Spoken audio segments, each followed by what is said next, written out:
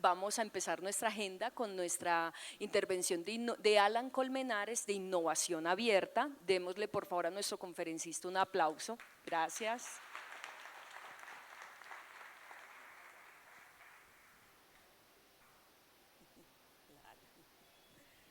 Bienvenido. Sí. ¿Hay clicker? ¿No? Sí. Buenos días, ¿cómo están? Yo les voy a hablar sobre innovación abierta y lo que voy a hacer es usar casos que de pronto ustedes ya conocen, Netflix, Kodak, Blockbuster, etc. Primero les hablo un poco de mí. Yo vine a Colombia a vivir hace 25 años. Mis papás son colombianos, pero yo fui criado allá y vine por probar por un año y nadie me había dicho que el riesgo es que te quieras quedar. Entonces terminé quedándome 25 años y ahorita les voy a hablar un poco más sobre lo que hago cuando veamos los slides. ¿Cómo? Ok, ahora mejor. Ok, un poco sobre mí antes de empezar. Entonces, yo he hablado de estos temas en conferencias y también no, esto no funciona. Y también he escrito en algunos lugares. Creo que no está prendido. Gracias. Ok, he escrito en varios lugares, hablado en unos programas. Tengo un blog que se llama Tropical Gringo, que de pronto no escucharon al principio. Llevo 25 años acá, pero soy originalmente de Estados Unidos. También he sido lo que se llama advisor, consejero a emprendimientos digitales, que son startups. Entonces, algunos con los que he trabajado, Tapsi, Kiwi, Undoc3, etc.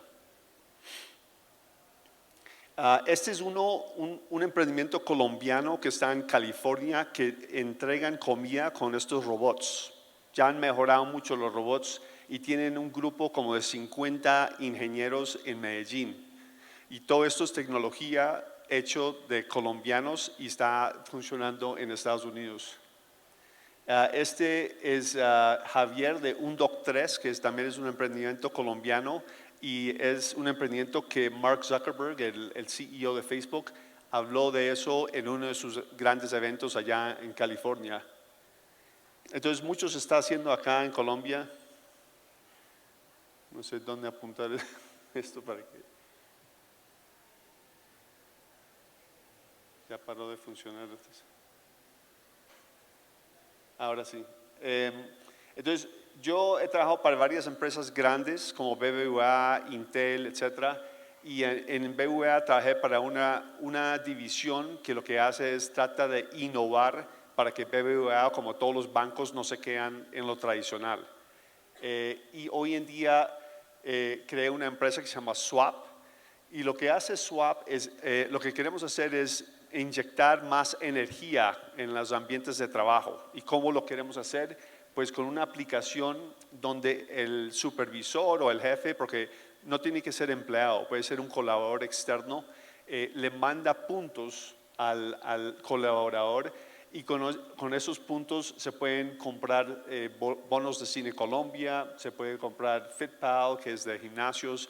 Vamos a integrar los celulares, recargas del celular, etcétera. Y es un contrato que hacemos con empresas. Ya tenemos 4 compañías que están trabajando con nosotros y es una forma de cambiar ese tarjeta de regalo normal que se recibe como premio. No me está dando, entonces me va a tocar decir próximo. Entonces, una pregunta que yo les hago a ustedes es ¿cuánto tiempo creen que tienen sus organizaciones para transformarse? Entonces, hay algunos que piensan que de pronto tienen bastante tiempo, pueden seguir trabajando de la misma forma de hace unos años, de hace muchos años, o otros que piensan que tienen que transformarse rápido. ¿Cuántos aquí creen que tienen bastante tiempo para transformarse? Por algo están en este evento, me imaginaba que no pensaban eso. Entonces, vamos a seguir, siguiente slide. Entonces, lo que yo quiero definir es qué es transformación digital. Eso se escucha tanto de transformación digital, y en vez de usar palabras, yo quiero definirlo visualmente. Entonces, para mí, transformación digital es estar en un mundo tradicional, que es el mundo que siempre hemos vivido, pero están pasando muy rápido. Entonces, lo que para mí es transformación digital es pasar de un mundo donde el core, el centro de la acción está en el mundo físico, entonces la tienda, la fachada física, etcétera, a un mundo donde la mayoría de sus clientes los van a conseguir a través de lo digital. Entonces no quiere decir que es 100% digital, pero la mayoría, y que uno tiene que moverse en el mundo digital como su fortaleza principal. Eso todavía no ha llegado en todas las industrias, pero en muchas industrias va a llegar. Y para mí eso es la transformación digital. Y solo optimizar procesos y cosas así no es suficiente para lograr esto, como se imaginarán. Y vamos a ver ejemplos de empresas que no lo lograron y empresas que sí lo lograron. Ok, lecciones del pasado. Entonces, cuando pensemos en esto, siguiente slide, pero no pasas dos, porque voy a hacer una pregunta. Entonces, un slide más. Allá. Cuando pensemos en música, hace 10 años o 15 años, ¿dónde comprábamos nuestra música normalmente?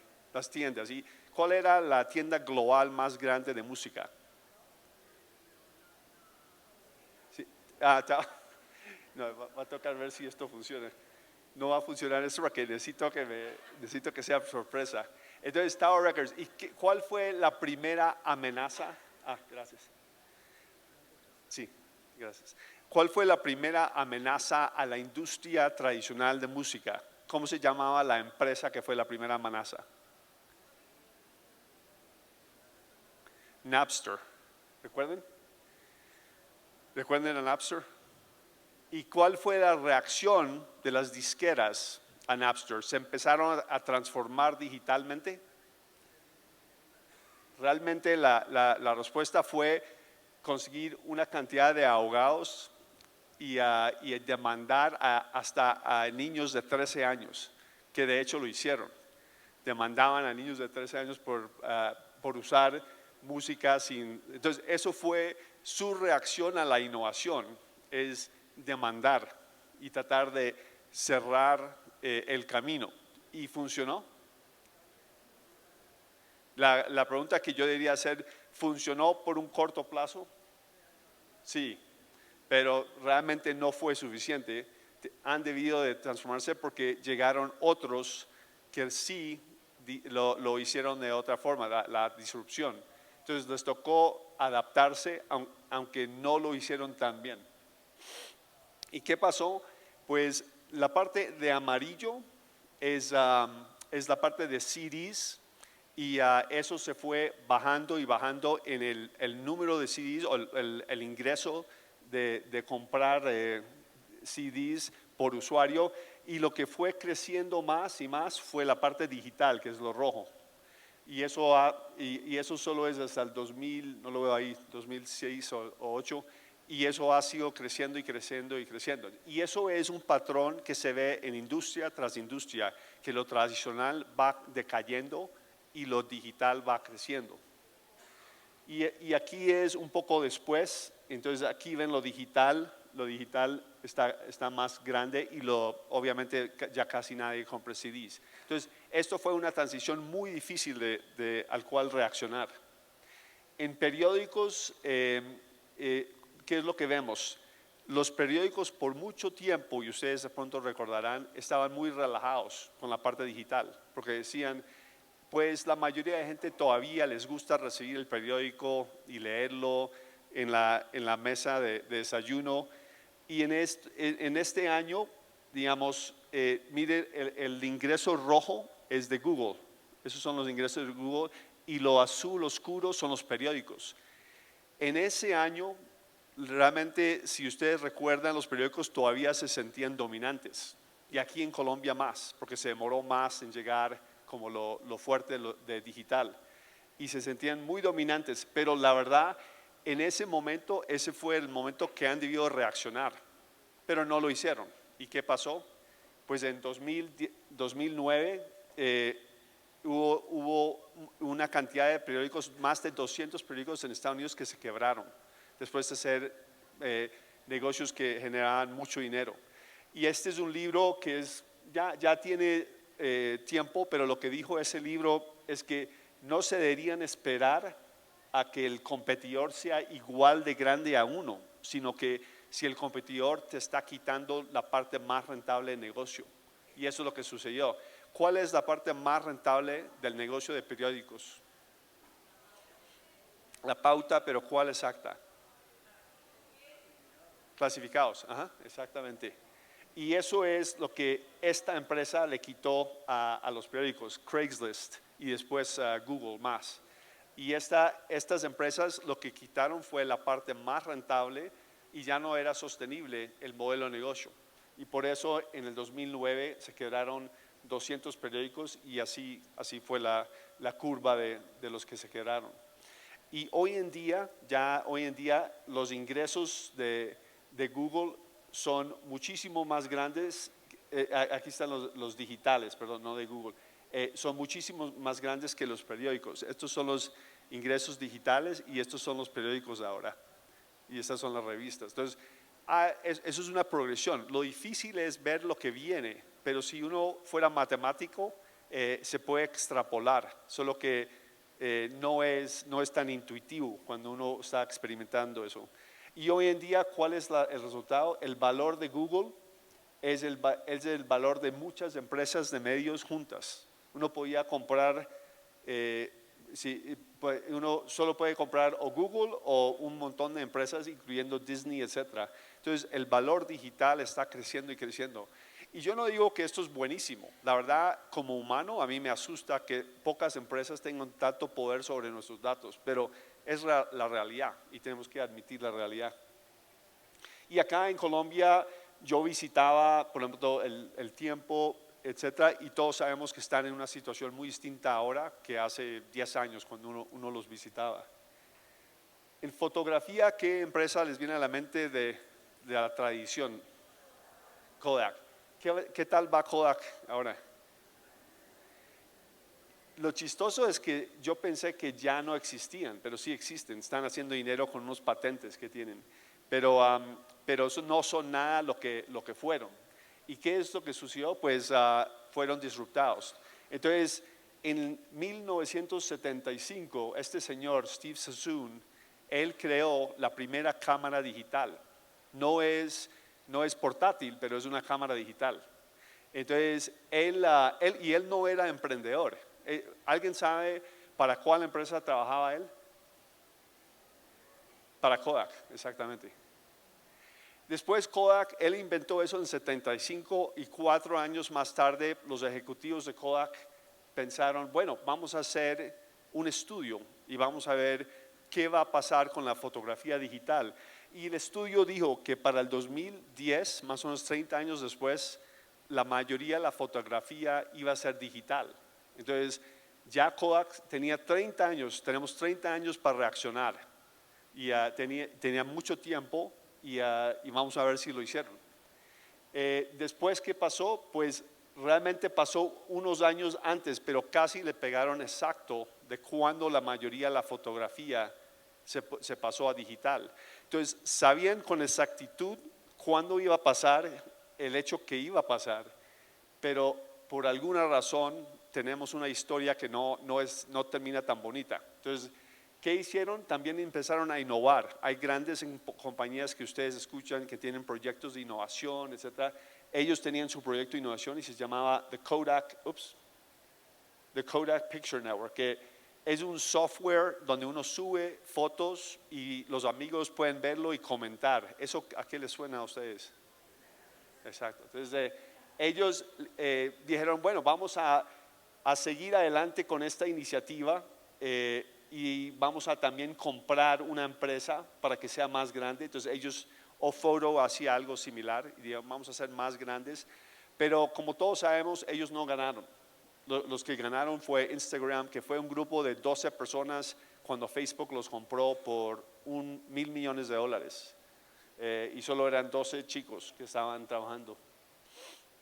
Y esta es la diferencia entre Kodak y Instagram. Entonces, en estos diferentes años, ambos procesaron el mismo número de imágenes con una diferencia pequeña en costos, 8,000 millones a 0. Entonces, la industria cambió un poquito, pero lo chistoso es que fue predicho por ellos mismos que iba a cambiar así. Y ellos no quisieron escuchar a voces como este señor, que él decía que los CEOs, los presidentes de las empresas, deberían ser más como emprendedores, más abiertos a la innovación. Y él era CEO también. ¿Y alguien sabe de qué empresa era CEO? De Kodak. Entonces, Kodak decía las palabras correctas, sabían el futuro y no reaccionaron. ¿Por qué se les ocurre que no, con todas estas ventajas, inventaron la tecnología que al fin los sacó del mercado? Pero ¿por qué ellos no son los que ganaron? ¿Qué opinan? ¿Cómo?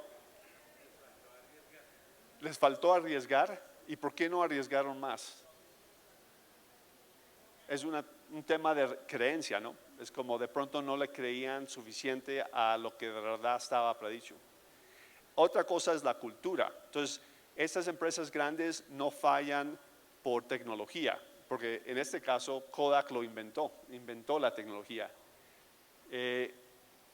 ¿Cuáles fueron las barreras que impidieron a Kodak? Pues fue cultural, fue la manera de pensar y la manera de manejar la empresa.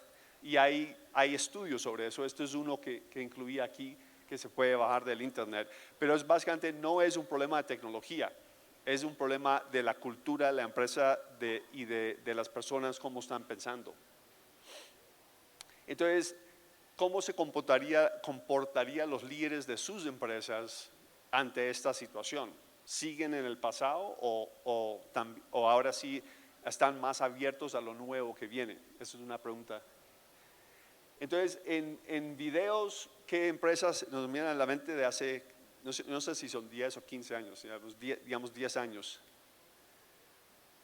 ¿Dónde alquilábamos nuestros videos?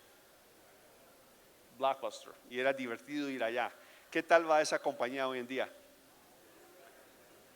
No muy bien, ya no existe. Entonces, ¿quién fue el némesis de Blockbuster? Pues Netflix. Y la gran innovación de Netflix, ¿cuál fue?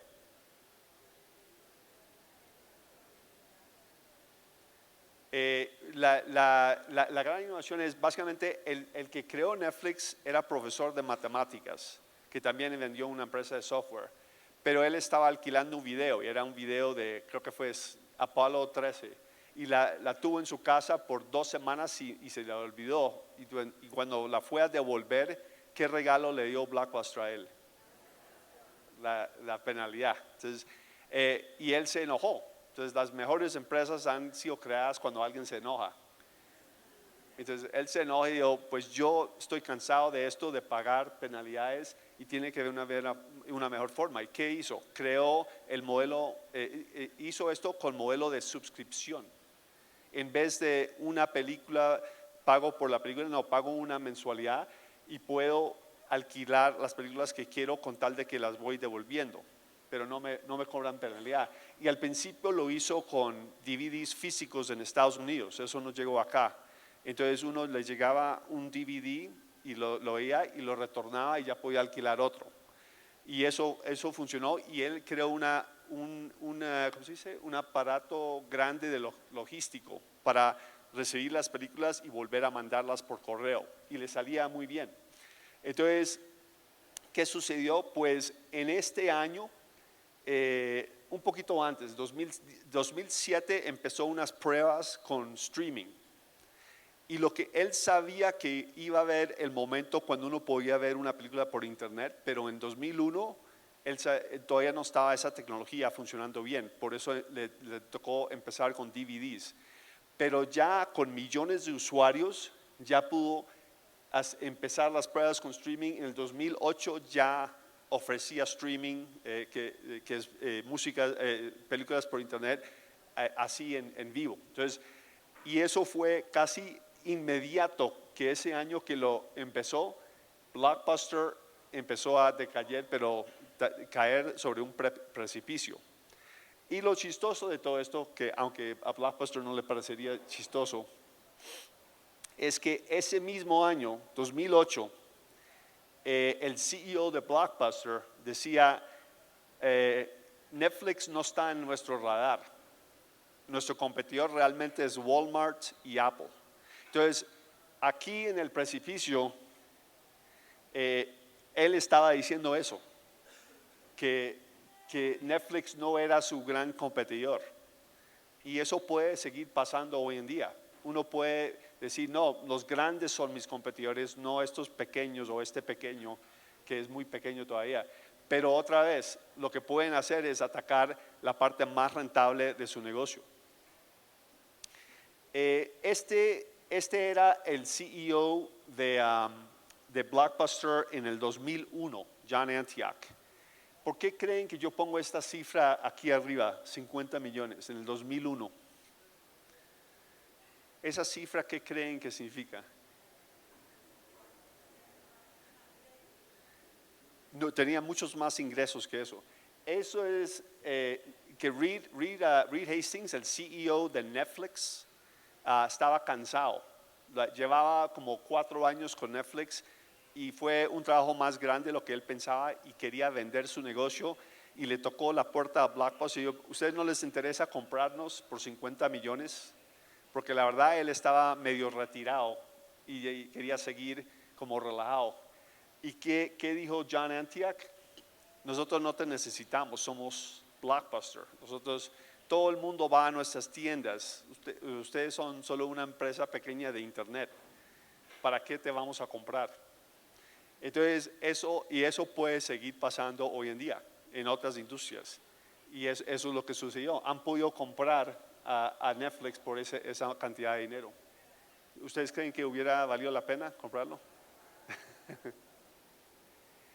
Algo pasó después, muy interesante, y esto casi nadie habla de esto, y es que Reed Hastings, cuando vio que ya lo de películas por internet estaba funcionando y mucha gente lo estaba mirando, la operación que mandaba los DVDs físicamente por correo, que había unas máquinas grandísimas, era un negocio diferente para él.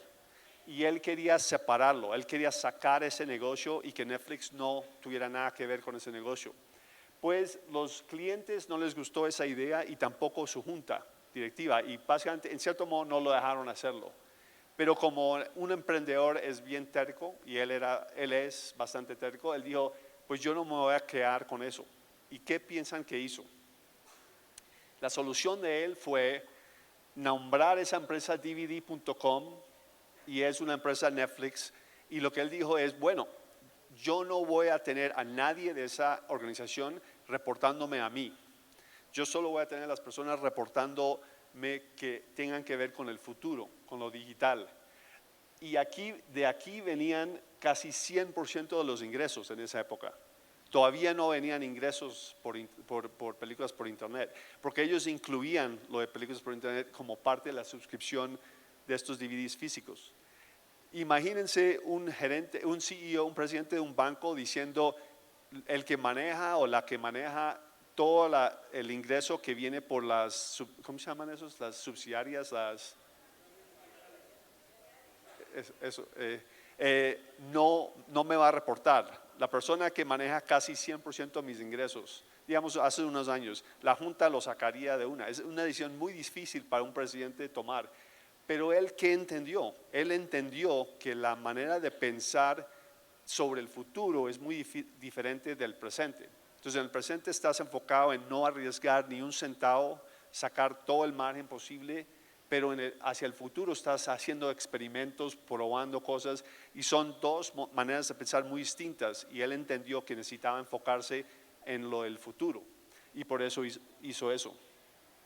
Ahora Netflix, digamos, ha seguido innovando y realmente porque le toca. Ellos ahora crean sus propios programas y gastan lo mismo que los estudios grandes gastan. Y ahora están batallando con los grandes de medios como Disney, etcétera. Cada vez tienen una nueva batalla. Entonces no es un negocio fácil para ellos. Y han cambiado muchas cosas sobre cómo se ven las películas y cómo nosotros miramos a las series y cosas así. Ok, Blockbuster, ¿por qué no pudo enfrentar la amenaza? Es realmente otra vez, es un problema cultural, la manera de pensar, de cómo se piensa. Y eso es una clave de cambiar. En transporte, ¿qué empresa piensan hoy en día? Uber. Pero desafortunadamente para Colombia es otro cuento lo de Uber. Pero bueno, regresemos acá. Entonces, lo interesante de esta industria es que hubo un competidor local, digamos, que salió digital. Y los que operan estas empresas grandes de taxi, te apuesto que hace 10 años nunca pensaban que dos chicos, Andrés y Juan, que no tenían ninguna idea de taxis, iba a ser su mayor competencia. Lo mismo con Blockbuster, que nunca pensaba que algo chiquito como Netflix iba a ser su gran competencia. Esto puede seguir pasando, porque la manera de pensar sigue igual muchas veces en estas organizaciones grandes. Sí.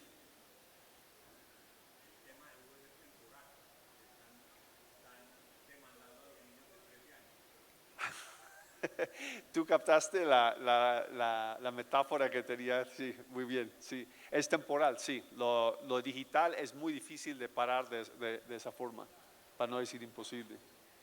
Entonces, ¿qué está pasando? Básicamente lo que está sucediendo es lo que escribió este señor, Mark Andreessen, hace ya como 8 años, y lo que él dice es que todas las industrias se están volviendo industrias de software. Todas las industrias están cambiando y ya no son industrias como físicas, sino de software. Eso va a tomar tiempo para muchas cosas, pero en cosas que uno nunca pensaría, como hasta logística, sí está pasando. Un componente se está volviendo más y más digital. Entonces, esto es básicamente simplemente lo que él había predicho antes. Este es un inversionista grande de Estados Unidos.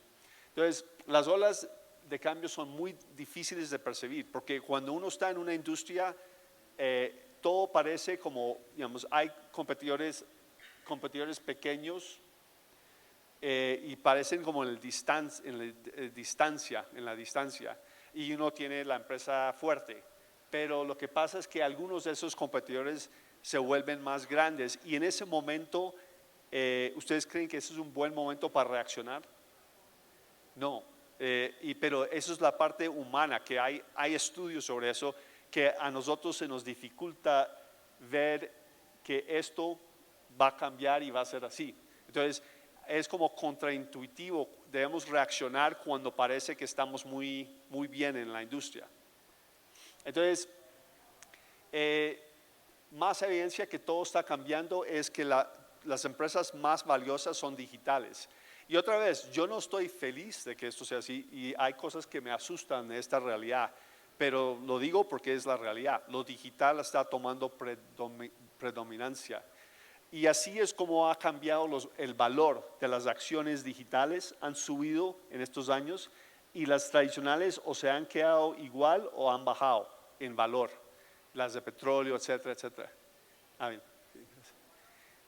Ok, ¿sí?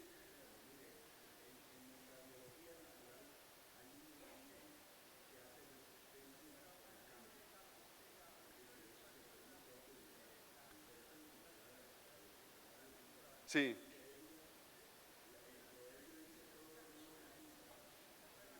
Pues sí, es puro, como dije, el obstáculo es humano, y lo que está diciendo el Señor es que en nuestra naturaleza humana hay algo que nos evita el cambio. Pues no estoy haciendo justicia a lo que estás diciendo, pero es una cosa que tenemos que sobrepasar.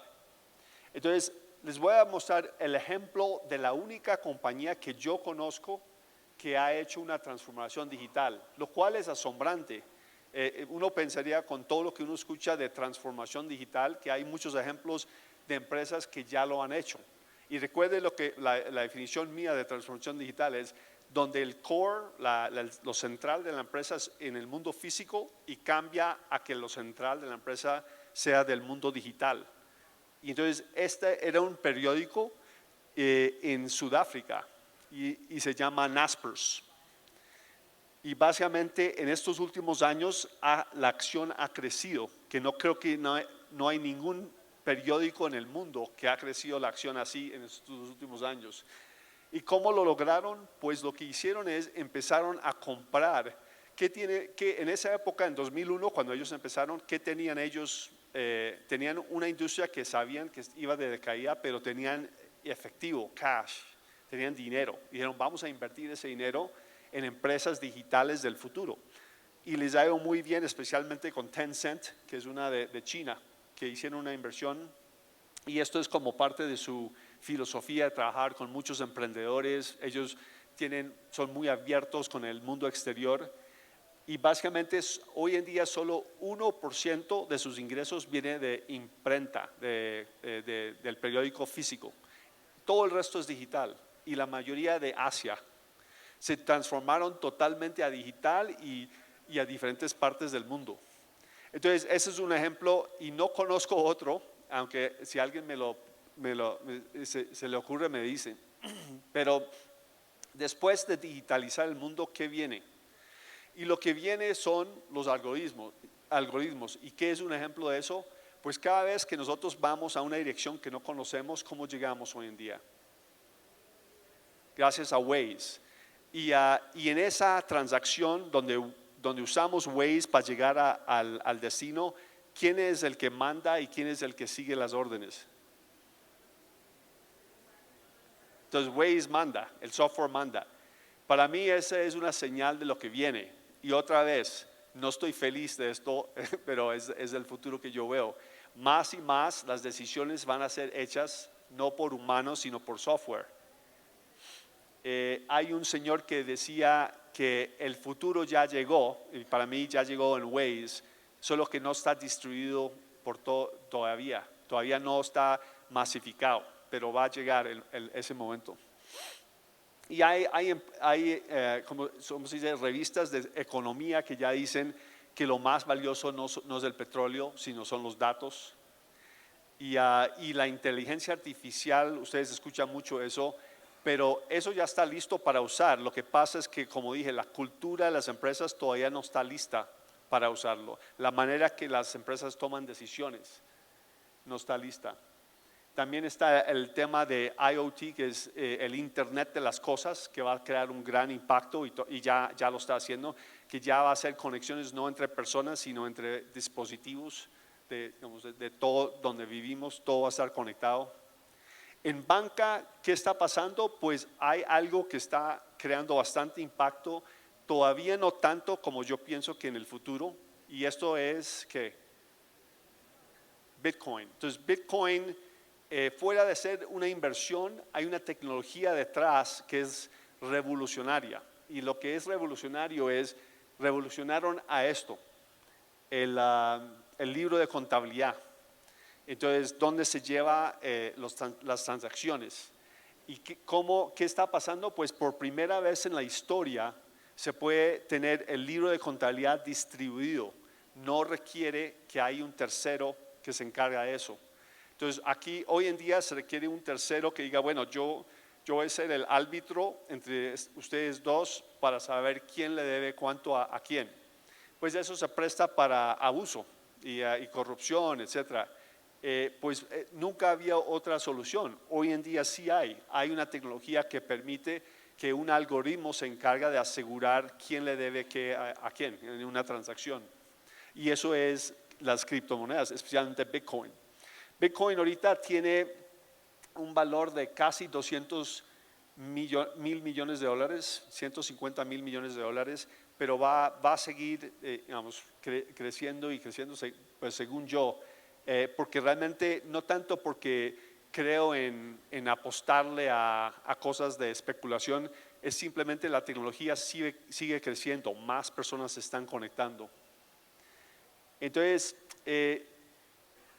¿quién tiene la ventaja? Bueno, entre las pequeñas empresas y los bancos, los tradicionales, pues en banca que uno dice, wow, los bancos tienen todo el poder.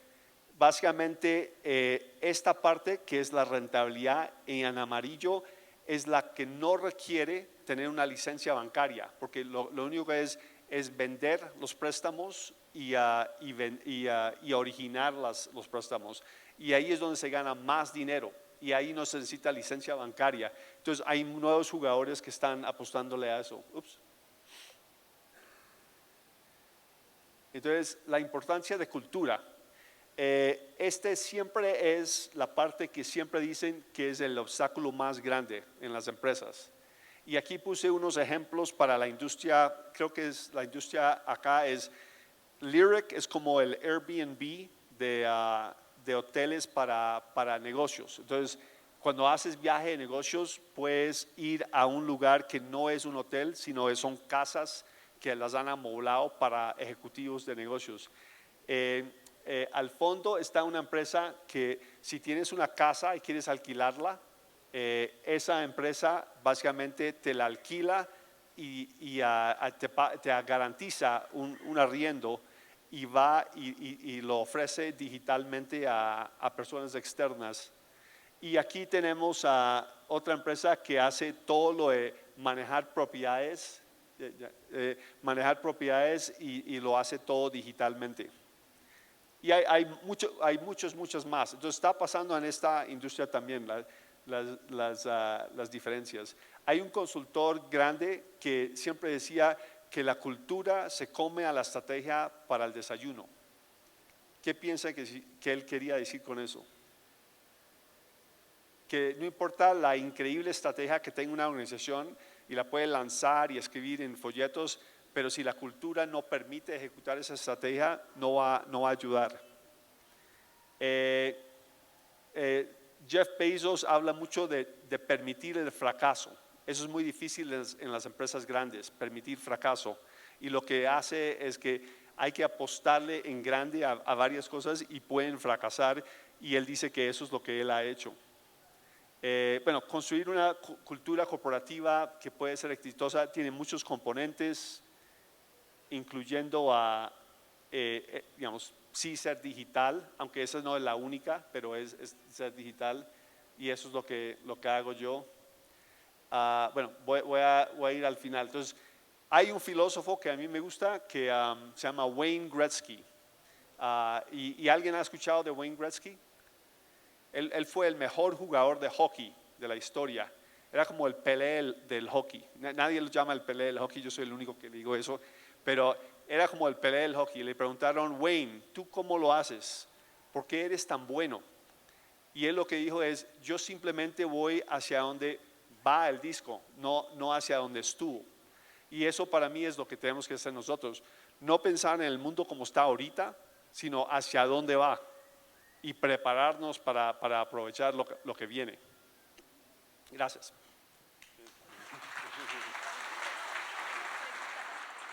Tendríamos 5 minutos para responder un par de preguntas. Les recuerdo que la idea de la dinámica es que las vayamos escribiendo en papelitos para que sea más ágil, pero pues en este momento, si quieren, tomamos un par de preguntas para que Alan nos responda.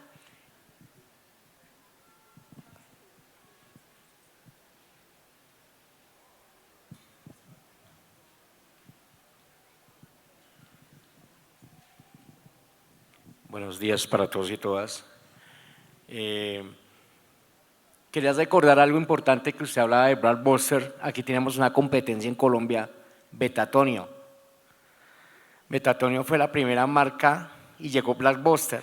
Y por cada Betatonio había un Blockbuster, como decir las grandes cadenas de mercado. Pero ¿qué facilitó a la tecnología? El CD. El CD marcó un reto importante en la era digital del siglo XXI con el tema del audio. La música fue el primer paso. Después, más o menos en el 2002-2004, empezaron a sacar las primeras películas. Blockbuster se entró al tema en video, en DVD, pero desafortunadamente también llega el tema de la piratería y acabó las grandes cadenas como Blockbuster Video y Betatonio a futuro. Pero ¿a qué va con esto? Lo que tú hablas de Kodak, que no innovó, no surgió como gran empresa en tecnología en fotografía, es porque también tenemos ese miedo de cultura que es innovar con presupuesto. Y eso me da a un gran ejemplo de una marca de comida como McDonald's, que en los años 60, y digo antes, y hoy McDonald's es una gran innovación en todo sentido en su comida.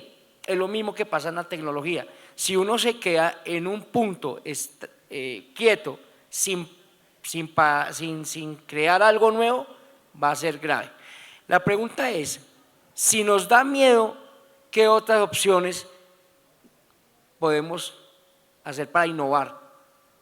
Que no sea por presupuesto, que lo podamos también mejorarlo con tecnología, que no tengamos que tener con presupuesto, sino por medio de la tecnología para poder crecer más, si nos da miedo invertir. Pues si nos da miedo, pues ese es el gran problema. Entonces, no sé si entiendo bien la pregunta, pero básicamente a veces es por miedo, a veces por otros temas. Por ejemplo, a mí no me hubiera gustado estar en los zapatos del CEO, del presidente de Kodak, porque no solo es miedo, tienes una gran nómina de más de 100,000 empleados, tienes fábricas de químicos que de repente se van a volver, ¿cómo se llama?, obsoletos. Y eso es un gran problema. Entonces yo no sé qué haría yo, pero lo que sí podemos aprender de eso es que cuando se ve el futuro, reaccionar mucho antes. Ellos eran de los primeros que fueron disruptados, ellos, los periódicos, etcétera. Entonces no le creían. Ahora sí le podemos creer que esto puede suceder. Entonces ellos tenían 30 años para reaccionar y lo desperdiciaron todo haciendo unas iniciativas pequeñas, pero realmente no le apostaban mucho. Yo creo que esperaban de que no fuera cierto lo que iba a venir. Ahora Fuji, ¿qué hicieron ellos? Ellos dijeron, bueno, esto está cambiando, vamos a aprovechar lo que conocemos de mezclar químicos, y ellos aplicaron ese conocimiento a otras industrias de mezclar químicos. Eso es una reacción. Tampoco es que han surgido muchísimo, pero sobrevivieron. Entonces, es una situación supremamente difícil de tener, pero si uno ya tiene la certeza que va a suceder, mejor reaccionar antes que después, porque como vimos de las olas, si reaccionas cuando la ola está encima ya es muy tarde, y eso para mí va a seguir pasando en diferentes industrias, pero otras empresas de pronto sí van a reaccionar a tiempo. Bien.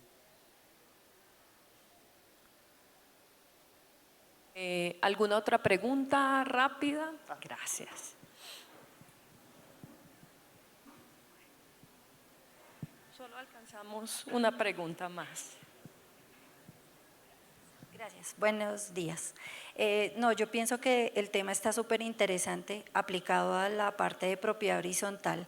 Creo que nosotros debemos arrancar a ser esos líderes que usted nos está mostrando para que muchas cosas del trabajo de nosotros avancen en la parte tecnológica. Hay conjuntos que quieren que uno esté 6 horas sentado en la administración atendiendo gente, pero uno se da cuenta que ya el 80% de la atención se volvió por WhatsApp, por correo electrónico. Hay que aprender a mandar las cuentas de cobro por correo. Muchos sistemas o casi todos los sistemas contables ya tienen la opción de mandar la información de cuentas de cobro por correo electrónico, y uno todavía ve conjuntos que si no es en papel la gente no paga, que si no recibe por casillero el documento, queda totalmente perdido de sus obligaciones. Hacer alianzas como las de los bancos que tienen portal que reporta los pagos, y esa iniciativa es el mensaje que yo le capto a usted. Es lo que debemos arrancar nosotros como administradores a liderar, a comenzar a cambiarle la mentalidad a la gente, que a través de todos estos sistemas tecnológicos va a haber una atención igual de buena que si estuviéramos sentados en las oficinas, y que es en tiempo real. De acuerdo. Hay 3 cosas que yo diría que podrían tomar para sus empresas. Uno, tener una visión más clara de cuál es el futuro y cuál va a ser su rol como empresa en ese futuro. Segundo estoy seguro que pueden tener 3 veces más ingenieros de lo que tienen hoy en día. para desarrollar todos estos productos digitales o iniciativas digitales. Y tercero, las culturas de esta clase de ambiente son más ágiles, son más abiertas, no tan jerárquicas. Hay cosas de cultura que se pueden hacer para que todos puedan opinar, porque a veces las mejores ideas vienen de la persona que menos uno piensa y tiene que estar abierto a aceptar esas ideas. Entonces, esa parte, la última, es la más difícil para mí. Es una cultura como mucho más abierta y ágil. Pero ya le voy a dar tiempo al siguiente. Muchas gracias. Bueno, Alan, muchísimas gracias. Un aplauso.